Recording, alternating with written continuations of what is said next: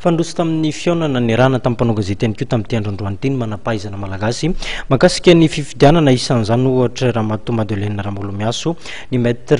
Hery Sirakotomanina izay filohan'ny seny teo aloha, teo ihany koa ny docteur Bruno Rakotorson, Jean de Dieu Ravelson ary Andriamatoa Razafy Mandimby. Izy ireo ary dia nanambara fa tsy tokony hirotsaka amin'ny fifidianana izay fandimby eto amin'ny firenena ireo izay mangataka ny fampitsoran-keloka, fa mbola ao anatin'ny fanohan-kevitra makasika ny fifidianana izay hatrany dia nitondra ny fomba fijery manodidina ny fanomanana ny fifidianana Andriamatoa Mamy Rakotoarvelo izay filohan'ny kongresa ny tetezamita sady mpitarika ny Ankolafy Ravalomanina ihany koa. Ity mpanao politika ity ary dia nanamafy fa ilaina ny fifidianana saingy mbola maro ireo teboka tsy voahaja amin'ny fiomanana ao amin'izany.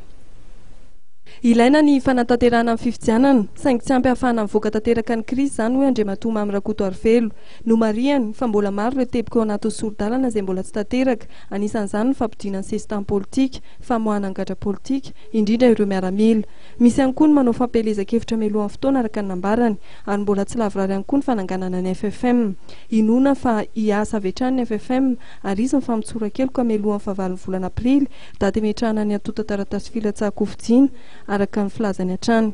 Ilaina ny fifidianana fa ny fifidianana samy rery dia tsy ahavahan'ny olana politika eto Madagasikara tsy mitondra ny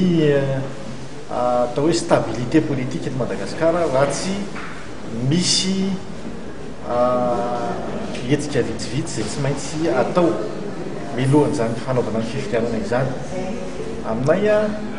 raha tsy tanteraka aloha ireo andininy maro ao anatin'ny tondrozotra momba ny apaisement ao amin'ny article ao amin'ny paragraphe 3 ny feuille de route zany ao amin'ny andininy fahaenina ambin'ny folo, fahafito ambin'ny folo, fahavalo ambin'ny folo, faharoapolo ny tondrozotra raha tsy tanteraka aloha ireo tsy afaka heritreritra mihitsy isika hoe hisy fifidianana tena ara-dalàna madio mangarahara ary ekeny rehetra.